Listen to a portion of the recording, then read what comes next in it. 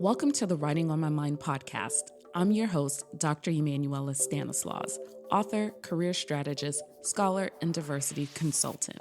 I'm on a mission to create community for women of color graduate students to complete their graduate degrees with confidence. On this podcast, we discuss all things related to the graduate school journey, including the ups and downs of pursuing a graduate degree. I also share personal stories and bring some friends along for revealing conversations about their graduate school journey and provide inspiration for others to level up as grad students. Hello, Dr. Emmanuela here with another episode of the Writing on My Mind podcast. And today I'm joined with an amazing guest, and I am so excited for you all to hear from her. I'm here with Dr. Rosalind Chow, who's an associate professor of organizational behavior and theory at Carnegie Mellon University, where she studies the power of social hierarchy and its impact on diversity and inclusion efforts in organizations. So excited to have you on the show today, Rosalind. Thank you. Thanks for having me. Great. So I heard you on another podcast talking about the topic of sponsorships, and we're diving into that this season where we're talking about sponsorships versus mentorship and all of the things. And I thought that I had to have you on to talk about this. And so glad that you answered the call and excited to dive deep into this today. So before we go into sponsorship as a topic, but also related to this question, one of the things that I really want to explore is what inspired your research focus related to power of social hierarchy and its impact on DEI kind of efforts in organizations, because I'm fascinated by that. There's multiple answers I can give to this one, but I'll share the easiest one to digest. I have spent the earliest decade of my career was spent looking at how people, particularly dominant group members, so in this case that would be white Americans, how they think about social inequality. And we studied that by looking at how they talk about it and how they respond to how it's described. So my earlier work explores how white Americans think about and respond to racial inequality when it's talked about in terms of minority disadvantage or subordinate group disadvantage. So if you say, for example, racial minorities in the United States are disadvantaged, turns out everybody has a very different response to that than if you say that white Americans are advantaged within American society. This was before white privilege was like a huge talking point, both within academia. I think it was probably starting to pick up a little bit more steam within mainstream kind of discourse, but certainly within social psychology, which is where I sit, it wasn't as well understood or as studied as much. So I spent a long time looking at how white Americans think about racial inequality. Turns out they do not like it when you tell them that whites have it better. I'm sure it's pretty evident why that is these days. And then I started thinking about ways that dominant groups, again, white Americans, what they do to try and stay on top. And so that led to a series of papers where I and my colleagues and I look at what we call hierarchy maintenance strategies that dominant group can take. So this is where you'll see I have some research on what I call agenda setting. So basically who can talk about race and difference, racial disparities, and how white Americans try to make it so that we don't talk about those things. We also talk about strategic appeasement, which is when you basically seem like you're trying to engage in more egalitarian behaviors, but in reality, you're just trying to stave off rebellion or more discontent among people who, are members of the non-dominant group. So this took up probably the first 10 or so years of my research career. And at some point, I was tired of publishing papers about how being in a position of dominance just like leads to all sorts of behaviors that are psychologically understandable but problematic if what we are going for is a more egalitarian society. So I wanted to work on solutions, not so much on describing the mechanisms of the problems. And I started thinking about sponsorship because, quite frankly, I started seeing instances where I saw other people getting it and I wasn't. And I wanted to know how that was going to impact me and why maybe that was happening. And that's really what has led me down this path towards looking at who gets sponsored, what sponsorship is, and how impactful it is for our career advancement. Wow, Rosalind, you shared a lot there in that one answer that you provided. And I was just here like just eating it all up, and I definitely am fascinated by some of this research that you talked about, hierarchy, maintenance, which I've never heard of, and then strategic, what was the other Oh, term that you strategic appeasement. appeasement. Oh my goodness. So I'm going to have to add these to the show notes so that folks can do some additional reading. And the reason, too, why I'm fascinated by this is I didn't share with you, but I'm in Florida. And Florida, I think, is a big case study of what you're talking about in terms of not what our governor is doing to make sure that any DEI efforts are stopped, whether it's K through 12, and now he's really pushing for that to be ended in the higher ed space as well. And so it's truly very scary when you think about it, and how some of these efforts are an effort to keep, well, hierarchy maintenance, right? Mm-hmm. And to keep white people at the top, right? And to keep folks from learning more and potentially joining this rebellion, right? Especially as we look back to the potential of what could have happened in 2020, right? Like of all the forces coming together and how scary that was for those who are really want to keep it the way that it was, or want to make sure that they get more of what they had back in the day in terms of the power, and this illusion of losing that power.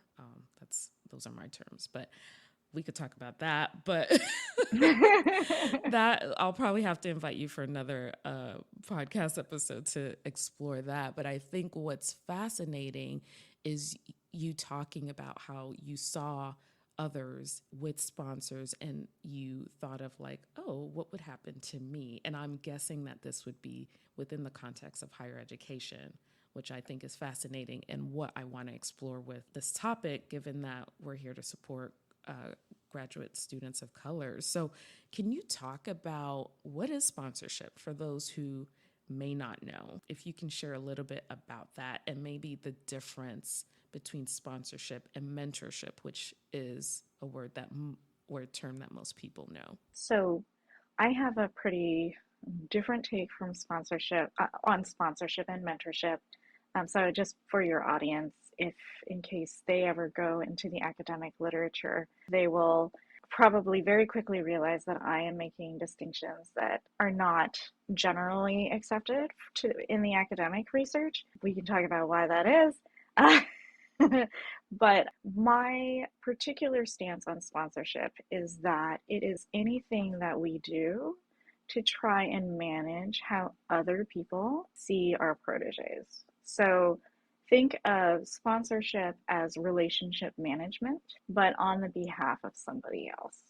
So, and in the case of sponsorship within organizations, well, actually, sponsorship more generally, it's anytime you are trying to build a relationship of trust between people who either don't already trust each other or maybe don't know each other yet, or already have a relationship of trust and you're just kind of bolstering it.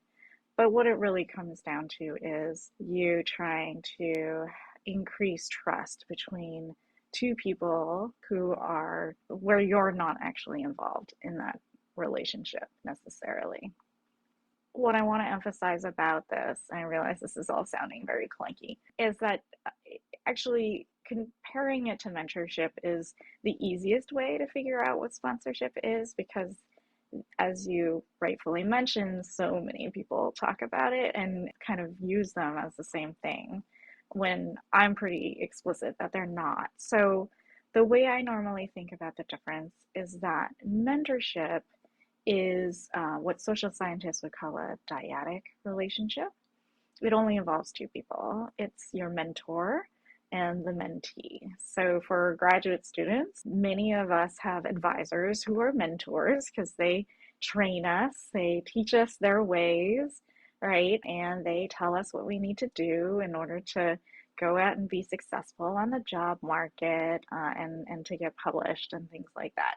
Our advisors can also be sponsors, but in this case, they're doing things that are more externally oriented. So basically, anytime your advisor is going out and saying nice things about you to other people, making sure that you're being invited to different conferences that you would normally not have been invited to. Obviously, when they write you a letter of recommendation, that is a form of sponsorship. So anything that someone is doing that is about managing how other people see you is a form of sponsorship. Awesome. Thank you for sharing the distinction, right? And I thought something that you said was fascinating, which, just kind of speaks to maybe like the way that you have evolved and the way that you're looking at sponsorship is the idea, and, correct me if I'm wrong, but the idea that you can also be a sponsor that is not involved in a relationship with two people. Oh, wait, no, wait. I guess that's what you're trying to say, right? Because you're managing. Correct. So Okay. you're the middle. You are. So when I say, I should probably clarify. When I say that you're not involved in the relationship, I just mean that you could split it up so that sponsorship it's a triad, right? At least. Sometimes, there's like multiple people in the audience, so that's different. But basically, you have a sponsor who's in the middle between a protege and what I call the sponsorship target or the sponsorship audience. Ultimately, what a sponsor can do is try and bring these two parties together, and then that sponsor actually doesn't have to be there after a certain point, that those two parties just develop their own relationship. So maybe that the sponsor is involved in the beginning, but they don't have to be involved over the lifetime of this other relationship that's then created. Gotcha. Okay. Thank you for clarifying that because one of the thoughts that I had is that it would be a sponsor to protege relationship, right? And so, how does that happen in order for that sponsor to then be able to speak your praises out? Like, what has to happen initially Mm-hmm. to be able to get that access to that person that can, speak on your behalf? So you raise a great point that I think also bears emphasizing, which is another big difference between mentorship and sponsorship is about which relationships are important and the directionality of trust in the relationship. So mentor and mentees, right? That's those are the only two people in that relationship, and the mentee has to trust the mentor because presumably the mentor knows something, right? That the mentee doesn't. With sponsorship, there's the protege sponsor relationship. That's what you're talking about. First step is sponsor has to decide that a protege is worthy of being sponsored. Then you have the sponsor and the audience relationship. And for me, that's the one that's actually more important in sponsorship because the effectiveness of sponsorship entirely hinges on the relationship that sponsors have with their audiences. So your sponsorship is not going to be particularly effective if you don't have strong trust relationship with the audience, right? So the person you're sponsoring to doesn't believe you when you say that your doctoral student is like the most amazing thing, well, then that's not particularly helpful. So trust in sponsorship really requires that the sponsor has to trust the protege, and then the audience has to trust the sponsor. So you can see in that way the trust relationships are different, and the focal relationship in the phenomenon is different as well. So to get back to your first question, though, you were asking about like, well, what does it take to have a sponsor decide that a protege is someone that they want to advocate for? So most of the time, that begins with a mentorship relationship because people work together. Let's say in grad school, your advisor sees you, they mentor you, they see that you're highly coachable, right? You're responsive to feedback, you get better. And at some point, you get good enough where they feel like they can trust you to continue performing at a level that they consider to be either satisfactory or exceptional. And that's when they might be more willing to speak up on your behalf to other people. Because the last thing a sponsor wants is for them to advocate for someone who ends up turning into like a complete dud. Right? And that's the other big difference between mentorship and sponsorship that I think is worth highlighting is why is it important that sponsors trust proteges? Because in sponsorship, sponsors can be hurt by bad proteges. Mentors don't, they can't really be hurt, at least reputationally speaking, by bad mentees. Like if you have a mentee who just ends up not making it, everyone's going to give you credit as a mentor for having at least tried, right? But when you're a sponsor and you go out and you say, you know, Emmanuela is like absolutely fantastic. Oh wait, this is a terrible example. Let me You could totally use me. It's fine. It's fine. Right. And then, you know, maybe somebody like has a different experience. Suddenly, right, my credibility is called into question. Like, do I have accurate standards for how I judge quality? And if I don't have good standards, what does that mean about me as a person who engages in work, right? So the potential cost to sponsorship, I think, is what makes it really interesting, but also makes it something that people are much more hesitant to provide. And you'll see that playing out over who gives it, who gets it, and how they engage in sponsorship.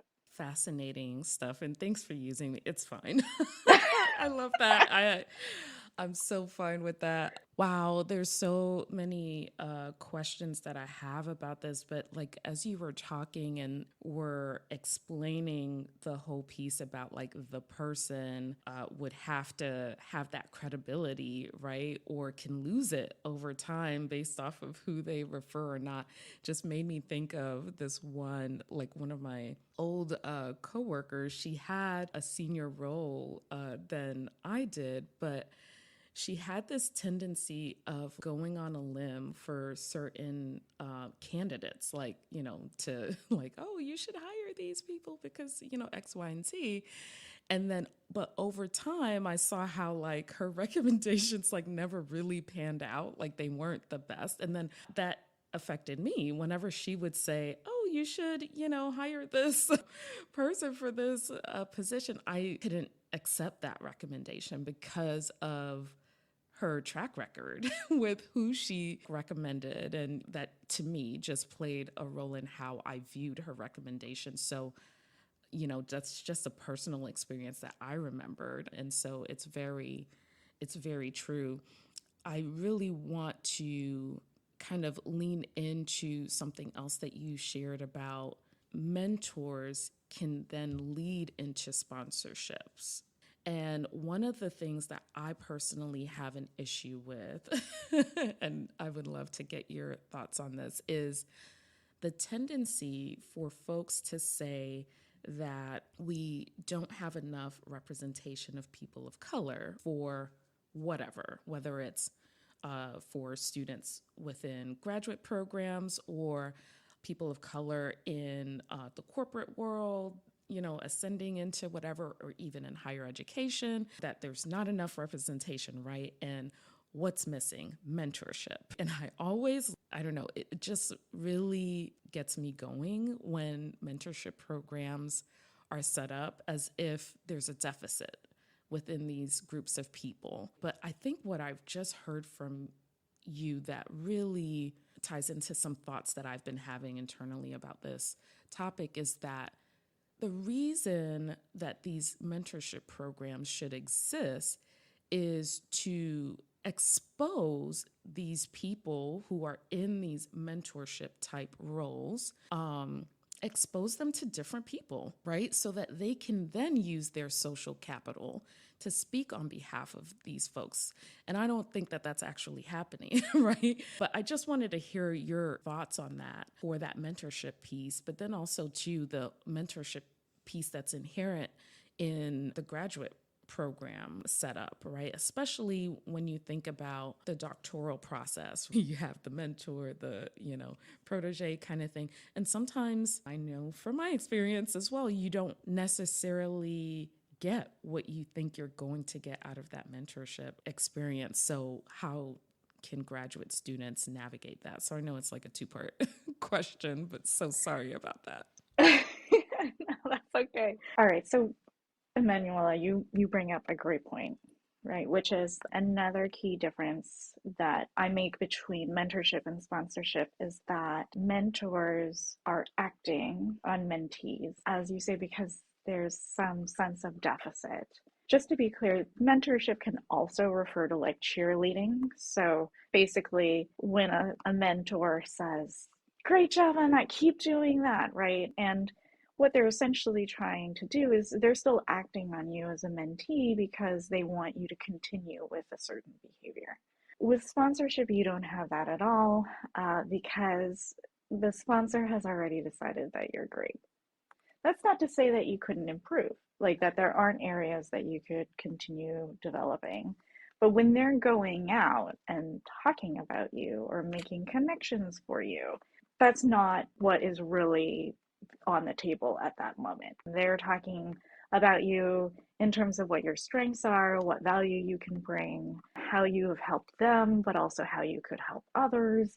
So there is this distinction, I think, that is worth making here, which is perhaps if you wanted to like do a really gross characterization, is mentorship is more deficiency oriented and sponsorship is more really about emphasizing proficiencies that have already been achieved. So, in terms of mentorship programming, I agree with you. One of the reasons why people like to do these mentorship programs is they're essentially using them as a way to break down social network silos, right? They're introducing people to each other who potentially would not have been introduced to one another. For a long time, a lot of organizations were creating mentorship programs that were in a way kind of embedded within affinity groups. So you had mentorship programs for women, where you had senior women who would become mentors for junior women, or senior Black professionals being mentors to junior Black professionals, right? And whatever the combination might be. And that can be really great for mentorship, especially for women and people of color, having a mentor who can act as a role model to you, who can validate your experiences. This can actually be incredibly impactful for people who come from underrepresented or marginalized communities. So I don't want to totally totally stomp on mentorship programs. The problem is that a lot of that support is emotional or psychological in nature. So it makes you feel good, right? It might keep a student from completely ditching out of their graduate program because they're like, well, it's less bad. It's not the same thing as making things better. And I think that's where sponsorship actually comes in, because if you think about sponsorship more broadly, it's about creating a more advantageous environment for a protege to operate within. If you've decided that a protege is great, then your task as a sponsor is to essentially manipulate the social environment around them so that other people can see them the way that you do, right? So it is different in that way. But again, looping back to the whole costly, potential risk of sponsorship, sponsors are just, again, much more picky about who they're willing to go to bat for. And if they're not, sometimes there are those reputational costs. So I actually do a lot of work with organizations in organizing their sponsorship programs. I make a big deal to be like, this is a sponsorship program. It is not a mentorship program. Like, let's talk about the difference between them. But one of the biggest differences, I would say, between a mentorship and a sponsorship program is that sponsorship programs should be, first and foremost, about ensuring that sponsors have trust in the protege.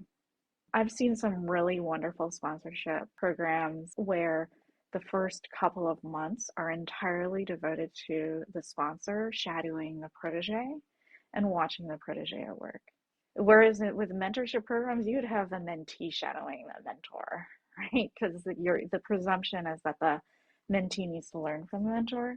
With sponsorship programs, you actually kind of want the reverse because you want the sponsor to see the protege doing their best work, and that gives them the confidence to go out and advocate for the protege. It also gives them concrete examples to point to as when they go out and advocate for them, which makes their sponsorship more impactful. So that's the best case version. Most programs don't have that kind of timeline.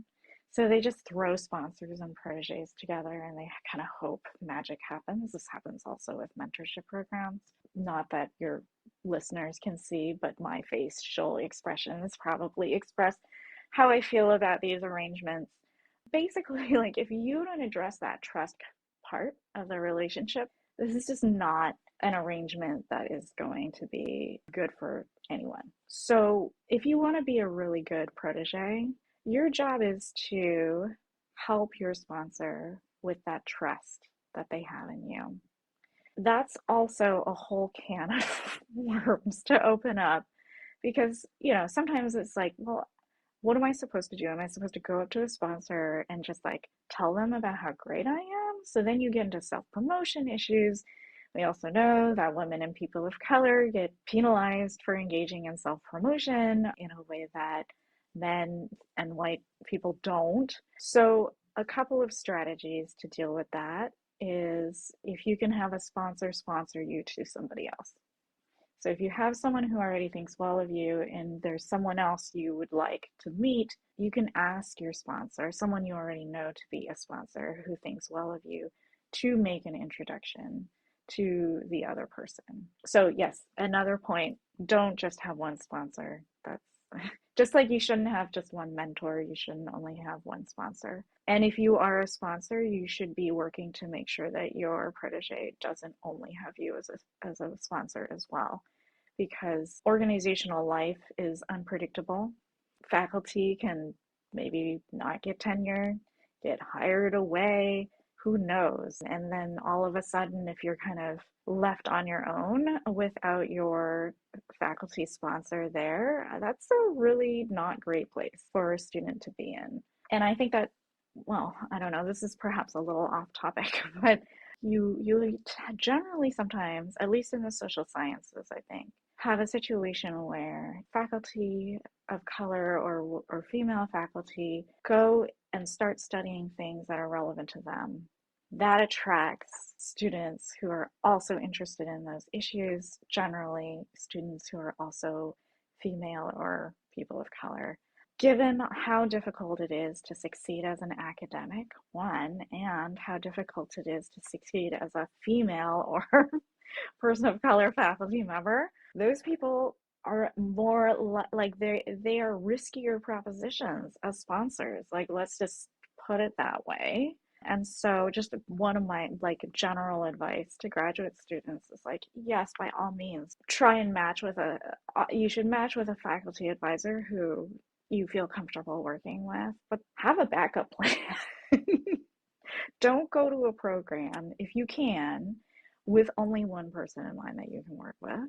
And You might even, I mean, I think a conscientious advisor would be doing this for you anyway, but faculty are busy and not everybody is thinking this far ahead. But they should have a plan B for you as well. And if you don't feel like there is a plan B, like you should probably ask them about a plan B. You don't have to frame it as like, so in case you don't get promoted, what should I do?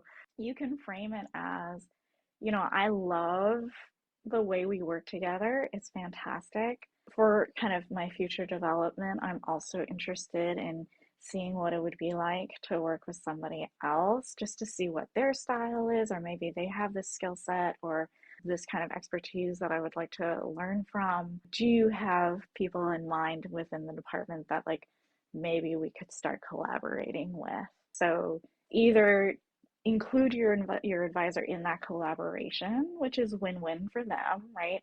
Actually, faculty love collaborating across graduate students. It's a natural way to create collaboration between faculty who otherwise wouldn't have an opportunity to work together. And I find that there are a lot of faculty who enjoy that.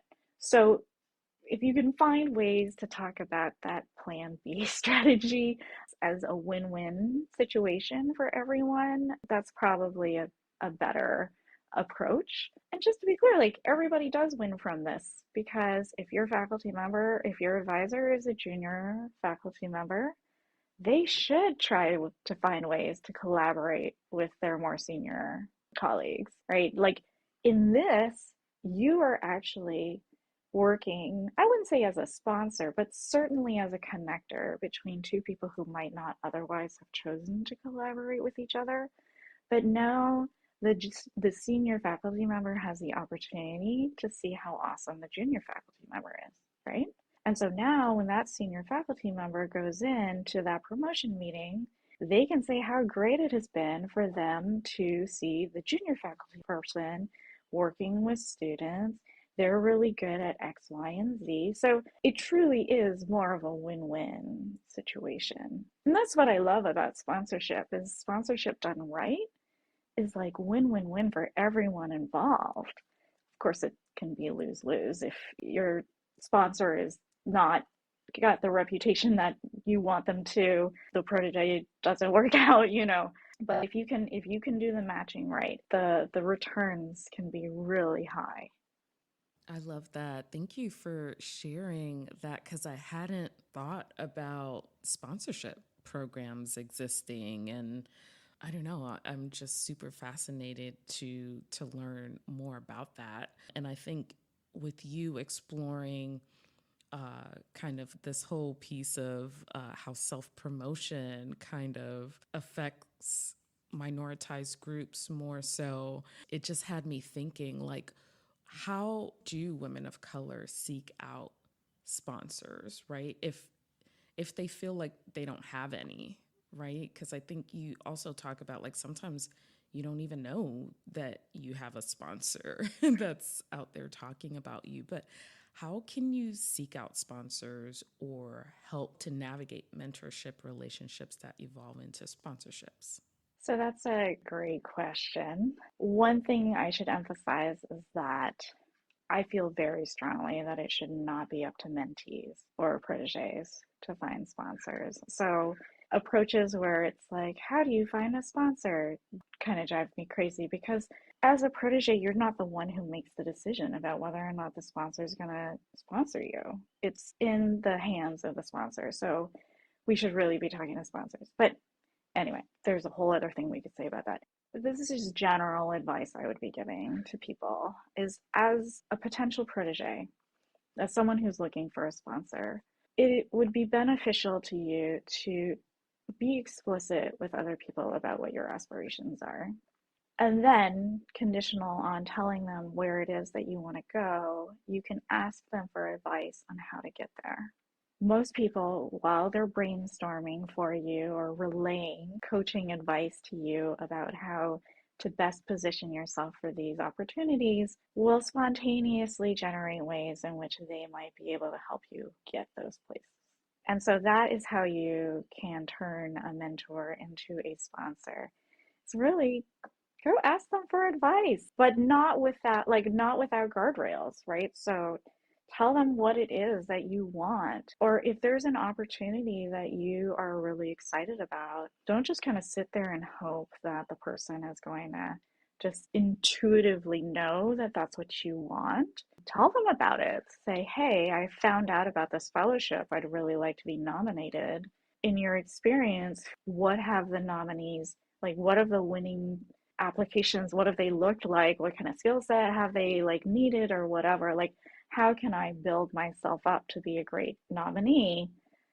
Maybe you already are absolutely fantastic and you know that, right? But what you need is for the other person to know that you are that person.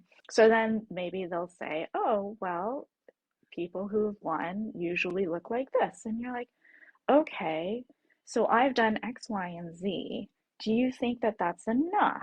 And then the person can be like, yes, that's enough. And in fact, given that you've already done those things, you would be a complete shoo-in, right?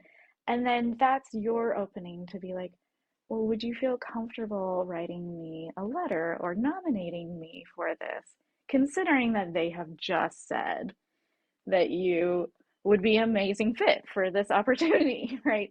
So, as a protege, telling other people where you want to go and asking them for advice. So, not saying, like, can you help me get this opportunity? But just general advice on what you would need to do to be a great candidate for that opportunity usually puts them in the mindset of, okay, well, what is the criteria that I need to be thinking about before I would say, like, someone would be good for this? And then if there are ways that you can say, like, well, you just laid out that criteria and I meet those criteria in X, Y, and Z ways, it's not unsolicited self promotion, right? This is within a very particular context. You won't get backlash in that way, and that's how you convert them into being willing to sponsor. I love that. Thank you for exploring that whole piece to help illustrate how that could happen. So, actually getting clear on what you want, actually sharing that with someone who could potentially do something about it, and then seeking advice, which then opens up the door for them to go and do what they need to do to share the word, make the connection that, oh, okay, you would be the best person for that. So I love that. It's simple, but then it's like, I know personally, I haven't necessarily intentionally done that for sponsorship, but I have seen where I've been able to share what I want to do with others and then it activates them. And I think I've heard that too, especially around the whole idea or around the whole mentorship relationship. You have to tell people what you want so that they know how to help you. So I appreciate that. Now, for me, the thought that I have is, how does sponsorship impact women of color and underrepresented groups, whether it's in graduate school or even in the workplace? What are your thoughts around that? So you can tackle this from either the protege side or the sponsor side. I'm going to start with the sponsor side first. I've talked to a lot of sponsors, and particularly sponsors of color, not necessarily within academia, but certainly within corporate organizations. There seems to be a bimodal distribution in terms of sponsors who are people of color and how they think about sponsoring junior people who are also people of color. I would say the vast majority of the people who have quote unquote made it feel some kind of responsibility to help those behind them. But I think it's also worth acknowledging that that can be risky for them. And so you also have a smaller group of sponsors of color who are much more wary of sponsoring junior talent of color because they don't want to be seen as though they just sponsor people who look like them, even though, let's just be clear, like, white people sponsor white people all the time and that doesn't seem to be an issue. But this is this is like a very big concern for a lot of leaders who already feel potentially like somewhat marginalized themselves. And so they don't feel like they have as much social capital in that space. And so they're like extra picky about who they're willing to go to bat for. So I've definitely seen both versions of that. This also has impacts on who's effective. So even if you have a sponsor who's a person of color advocating for you, the thing you don't know is how that impacts how their recommendation is seen by other people. So you might have an amazing sponsor in the sense that you have someone who's going out and speaking strongly on your behalf, but like your friend, you don't know if they have a prior history of really going to bat for people and like basically kind of overselling their proteges and gaining a reputation and kind of having like basically having already spent their social capital and haven't taken the time to replenish it with verifiable wins, I guess, if you want to think about it that way. Now, there some evidence, and even my research speaks to this a little bit, for the people who make it to the tippy top, who have essentially survived in this biased environment. People intuitively understand that that happens, and so they infer that the people who have really made it must be amazing. And that actually gives their sponsorship an extra boost relative to dominant group members who actually have the same level in terms of like hierarchical power.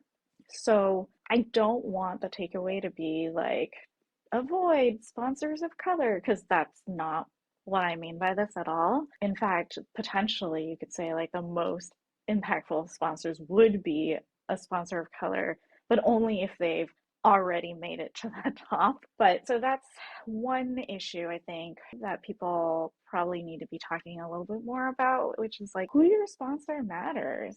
Now, it also happens to be the case that sponsors of color are more likely to recognize excellence and expertise in other people of color. There's also research that suggests that. So there's, in a way, the sponsorship, the whole phenomenon is stacked against people of color and women in many ways. And that's part of why I focus so much on like, let's not talk about having sponsors of color doing all the work of sponsoring junior talent of color. Like, we really need to be talking about getting sponsors who are not people of color engaged in the game, because the way that the world is set up right now is dominant group members have more social capital than people who come from more marginalized communities. And that's just a reality of life. And the only way we can really turn that around is by making them use some of their social capital as well. I love that. It's like a redistribution of wealth, No, right? that's totally what it is, right? And so when I talk to sponsors in these sponsorship programs, my challenge to them has always been, how are you thinking about merit? Do you recognize merit that comes in different forms? Can we Mm-hmm. agree that the thing that you care about, the specific skill or experience that you care about, there's potentially ways to get those skills or express that you have those skills or experiences in ways that are not traditionally recognized? So that's a conversation I definitely have with sponsors. It's like, let's expand how you think about who is worthy, because you're probably missing out. Thank you for the work that you're doing. It's so incredibly important. I can think of so many places where I will be recommending you so that they can, have these real conversations, because I think that's the piece that the DEI is trying to, well, that we should be looking at.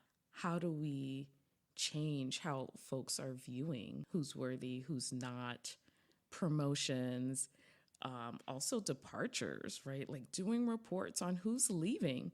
And when those folks leave, who are we replacing them with, right? Like, in terms of representation and that sort of thing. So I appreciate that. So, Rosalind, what's one takeaway that our listeners can walk away with from this conversation? So, one thing that I really want your listeners to take away from this is something that we touched on, but we didn't necessarily talk about explicitly, which is the relationship between power and sponsorship. So most people think about sponsorship as something that only people in power can give, right? So graduate students are always thinking about how they need to get a sponsor from like a faculty member, sponsorship from a faculty member, but you can get sponsorship from anywhere. And so my plea, I guess, to your listeners is no matter who you are, you can sponsor. As a doctoral student, you can tell your advisor when you see another doctoral student doing research that is relevant to what your advisor is thinking about. You can tell other faculty about how awesome your peers are doing. It might not change anything for them, but it seeds an idea in the minds of other people that makes them pay attention to different things than if you hadn't said anything at all. And I know that sounds like a really small thing, but it's actually not a small thing at all. So if you can go around saying nice things about your peers and they say nice things about you, it is possible for you to start building into a system where people's accomplishments are more prominently displayed, right? But they're not doing it for themselves, so they don't get the hit on self-promotion. There's more effective communication about everyone's strengths and areas of interest. You have better matching that happens between opportunities or people who could collaborate. So I would say don't wait for faculty to create an environment of mutual elevation. Like students can just do that on their own as well. And that's sponsorship. Like really.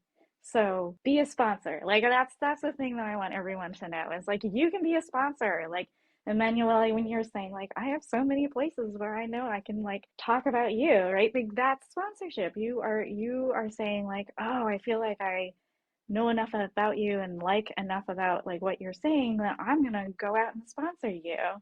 And I just think like that's such a beautiful thing for sponsorship. It's everywhere. And once you know what it is, you will see it everywhere.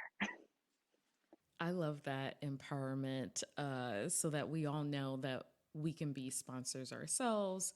And that's a great takeaway that folks can do today. Like, who can you talk about wherever today that can help elevate that person's work, right? And what they're bringing to a situation. So I really appreciate that. And I know our listeners will also appreciate this conversation. It was so rich with thoughtful conversation around this very important piece that helps to create opportunities for social mobility for people of color, which is what we're all about here as well. And so I totally appreciate it. I'll also share articles that you've written and we've referenced during our conversation. But for those who want to connect with you or follow you, how can they do so? I'm always available by email. So my email is rchow, CHOW, at cmu.edu, or you can follow me on LinkedIn. I have gotten into the habit of whenever I see a new paper that I find really interesting, I will do a brief summary of it, and then I'll usually relate it to how this might impact or have an effect on how people should be doing DE&I work within organizations. So if you're interested in getting brief synopses of research and their applicability to organizational change, please follow me. Yay. And I'll put all of this, all of your information in the show notes as well so that folks can connect with you. This has been so great, and I appreciate you just spending time with us and breaking this down for our audience. Thanks so much. Well, thank you. Thank you so much for having me. That's a wrap. Thank you so much for listening to another episode of the Writing on My Mind podcast. If you'd like to support the podcast, make sure you follow the show wherever you listen to podcasts, rate the show, and leave a review on Apple Podcasts. You can also donate to the show by clicking the support link in the show notes. Your donations help me to continue to put out new episodes to help support you and other women of color graduate students. I'd also love it if you can spread the word to other women of color graduate students to grow our community. Also, be sure to follow me on Instagram, TikTok, and Twitter at Dr. Emmanuela. See you on the next episode.